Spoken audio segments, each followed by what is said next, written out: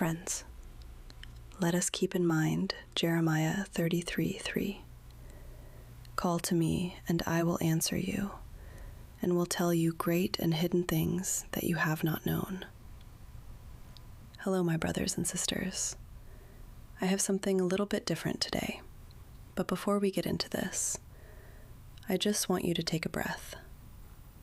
Wherever you are right now, whatever you're carrying, just take a second, because what you're about to hear is not a fairy tale. It's not wishful thinking. These are real people with real names, real diagnoses, real doctors, and real documented recoveries that no one could explain. 3 people, 3 different countries, 3 completely hopeless situations. And one thing they all had in common: they prayed. Not because they had perfect faith, not because they were special, not because they had some secret formula or said the right words in the right order. They prayed because they had nothing else left, and something answered. So let's talk about what prayer actually does. Not the theory, not the theology, the real thing. The thing that changes outcomes that shouldn't be changeable. This is their story. All 3 of them. The miracle power of prayer. And as we start, I want to invite you to stay until the very end of this video, because the last few minutes aren't just content. They're a prayer. And I think if you clicked on this today, there's a reason for that. So stay. Whatever you're carrying right now, stay. I think it's going to mean something. Our first story is about Floribeth Mora Díaz. In most ways, just a regular person. Nothing special about her. A wife, a mother of 4. She lived in a modest home in the small city of Cartago in Costa Rica. She wasn't famous. She wasn't wealthy.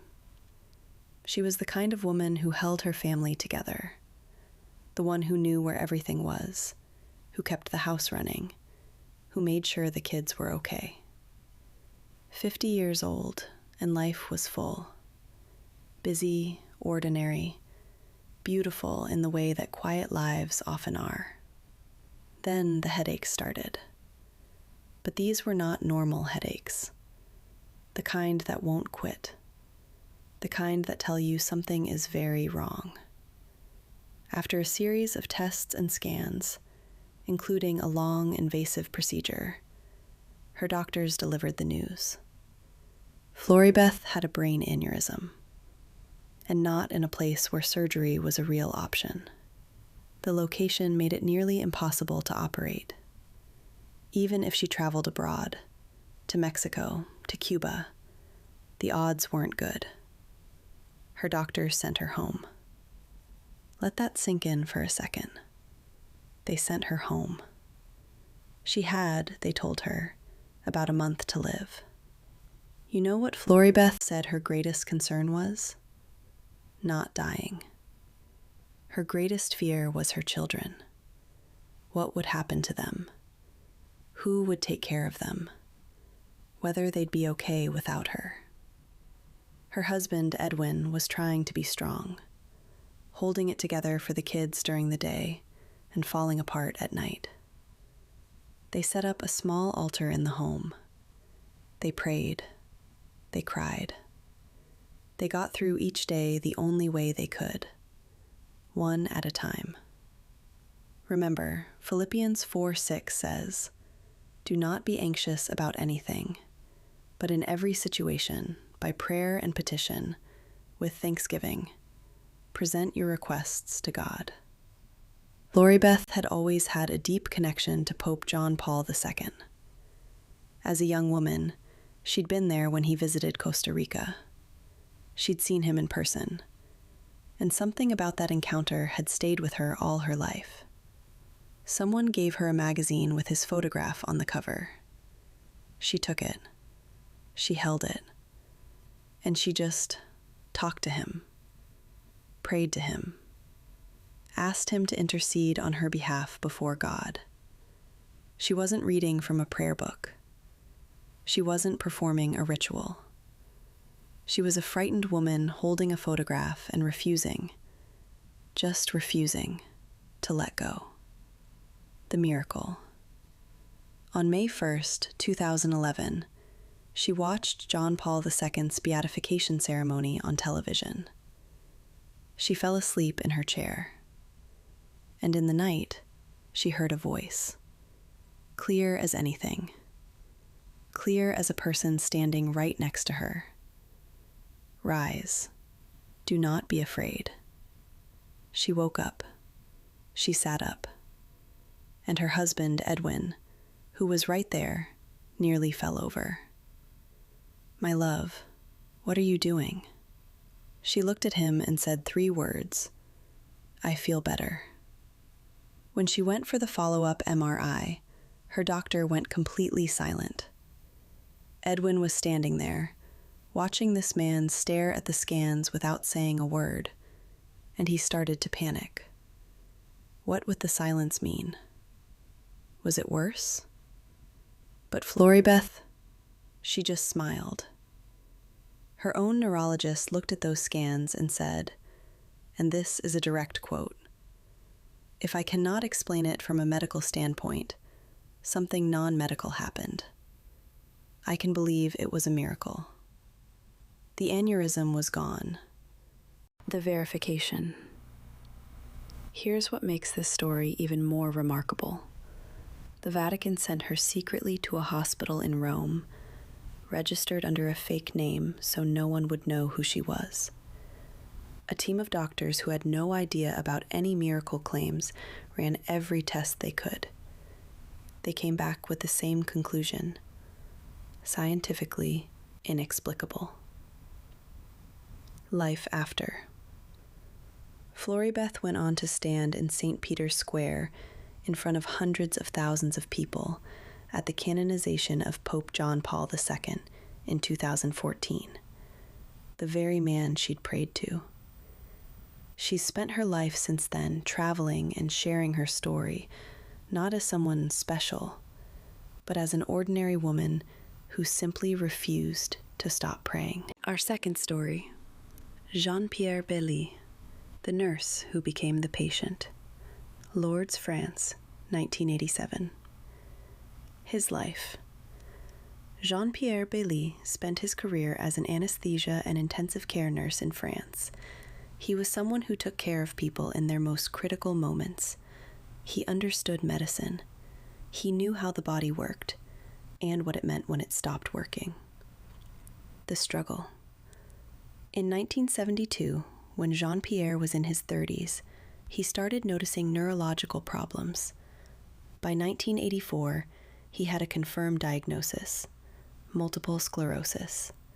For those who don't know, MS is a progressive disease where the immune system slowly attacks the nervous system. There's no cure.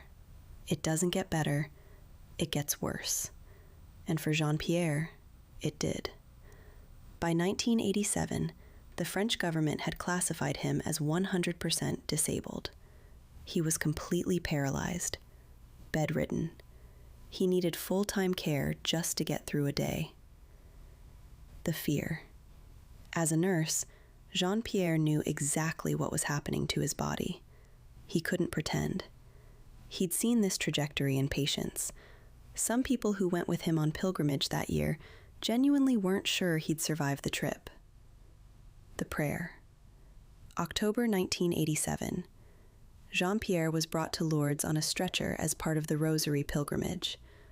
On the final morning, he went to confession, which in his tradition is an act of deep spiritual surrender, and received the anointing of the sick, a prayer for healing that goes back to the earliest days of the Church. And then something happened. Right there during the service, he felt it. A strange sensation of cold, he said, followed by what he described as a gentle warmth spreading through his entire body. The miracle. Jean-Pierre stood up. He took his first steps. He described it like a baby learning to walk, shaky, cautious, disbelieving, but real. He chose not to tell anyone right away. He said he didn't want to make a scene among all the other sick people who hadn't been healed. He sat back in his wheelchair, waited, and when they reached the train to go home, he stood up and walked on alone. He went home to his wife and 2 children. He walked through the door. No wheelchair. His own words. He said, "I couldn't keep this sign all to myself." He submitted his case to the Lourdes Medical Bureau. His own agnostic physician, someone with no religious stake in the outcome, examined him and stated there was no scientific explanation for what had occurred. The verification. The case went through years of scrutiny, first by the Lourdes Medical Bureau, then by an international committee of independent doctors. Their official conclusion in 1999, his cure was an unusual and inexplicable fact to all the knowledge of science. The church officially recognized it as a miracle that same year, 12 years after it happened, because they took that long to be sure. Life after. Jean-Pierre lived the rest of his life as a quiet witness to what had happened to him. He didn't shout it from the rooftops. He simply told the truth about what he'd experienced, that alongside the physical healing, he'd felt something else, a feeling of total pardon and of love, he said, as if the healing of his body was almost secondary to something deeper that had been healed inside him. Our third story is about Sister Marie Simon-Pierre, the woman who prayed to the man who had her disease. France, 2005. Her life. Sister Marie Simon-Pierre was a French Catholic nun, a member of a religious congregation whose whole mission was caring for mothers and newborn babies. It was tender work, life-giving work. She was cheerful, warm, devoted. In 2001, when she was around 40 years old, her life changed. The struggle. She was diagnosed with Parkinson's disease. Parkinson's is a progressive neurological disorder. It attacks the nervous system, causing tremors, rigidity, loss of motor control, loss of balance.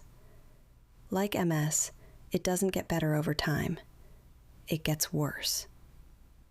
Here's what made Sister Marie's situation uniquely painful, in a way that's almost poetic and also almost cruel. Pope John Paul II, who died in April 2005, had publicly battled Parkinson's disease for the final decade of his papacy. The whole world had watched him. The tremors, the difficulty speaking, the visible deterioration of a man who had once been physically powerful. Sister Marie watched him too, and she saw her own future in him. It was so difficult for her to watch that she eventually stopped turning on the television when he appeared. She couldn't bear to see where she was headed. By 2005, her left arm had become nearly useless. Writing was a serious struggle. Walking was difficult. Those who cared for her and lived alongside her described her condition as severe. There was no cure coming, no reversal, just the slow, steady progress of the disease. The prayer. Ask and it will be given to you. Seek and you will find. Knock and the door will be opened to you. Matthew 7:7. 3 months after Pope John Paul II died, in June 2005, her Mother Superior asked the community of sisters to pray for his intercession, to pray to this man, now gone, to ask for his help. That night, Sister Marie prayed. Not an elaborate prayer, not a long, formal prayer, just a real, human, honest conversation with someone she believed could hear her. She went to bed. She woke up the next morning and felt something different, an urge, almost an impulse, to write. which was strange because writing had become one of the hardest things for her to do. She picked up a pen. Her hand moved normally. She wrote clearly, easily, the way she used to. She got up. Her left arm worked. Her whole body worked. The miracle. Sister Marie described the feeling of that morning as overwhelming peace. Not just relief, not just, oh, the pain is gone. A deep, settled stillness, as if something had been resolved that went far beyond the physical. She went to her Mother Superior and said simply, "I feel better." Medical tests confirmed what she already knew in her body. Her Parkinson's symptoms had vanished. There was no trace of the disease, no tremors, no rigidity, no motor impairment. Nothing. The verification. The Vatican investigated this case as part of the process of considering Pope John Paul II for sainthood. They do not accept claims like this on faith alone. The investigation is thorough and deliberate. A panel of medical experts, including neurologists with no religious involvement, examined Sister Marie and reviewed her complete medical history. Their conclusion was the same as every doctor who had looked at the other cases in this video. Medically inexplicable. Her healing was officially recognized as a miracle in 2011 and became one of the 2 miracles required for Pope John Paul II's beatification, his first formal step towards sainthood. Life afterwards. Sister Marie went back to the work she loved, back to the mothers, back to the babies, back to the quiet, faithful, daily life of her congregation. She has spoken about her experience many times over the years, always with the same humility, always with the same simple message. She didn't have extraordinary faith. She wasn't some elevated spiritual figure with a special connection to God. She was a sick woman who was running out of road, and she prayed. She just prayed. And something happened. Let's bring this all together, but stay to the end for a very simple prayer. 3 people. Costa Rica, France, France again, a mother, a nurse, a nun, a brain aneurysm, multiple sclerosis, Parkinson's disease. 3 diagnoses with no good ending. 3 medical teams with no explanation. 3 human beings at the end of their rope. And 3 prayers. Imperfect, desperate, tearful, real. Therefore I tell you, whatever you ask for in prayer, believe that you have received it, and it will be yours. Mark 11:24. Here's what I want you to take away from this, not as a religious lesson, but as something human. None of these people had it all figured out. Floribeth was terrified for her kids. Jean-Pierre knew exactly how bad his disease was going to get. Sister Marie literally couldn't watch the news because it reminded her of what was coming. They were scared. They were grieving. They doubted. But they prayed anyway. And maybe, just maybe, that's exactly the point. Maybe prayer isn't something you do when you feel strong enough. Maybe it's something you do when you're completely out of strength. Maybe the desperation isn't the obstacle to prayer. Maybe it is the prayer. There's a verse in Jeremiah, one of the oldest books in the Bible, where God says something that sounds almost too simple. He says, "Call to me, and I will answer you." Not call to me when you have it together. Not call to me when you're good enough. Not Call to me with the right words in the right order. Just call. Floribeth called, holding a magazine photo in the middle of the night with a month left to live. Jean-Pierre called, on a stretcher in a pilgrimage shrine, fully aware of what his medical records said. Sister Marie called, quietly, simply, the night after a prayer service, not even sure what she was really asking for. They called, and the line, it turned out, was open. So whatever you're facing today, whatever feels impossible, whatever your doctor said, whatever the odds are, I want to invite you to do the same thing these 3 people did.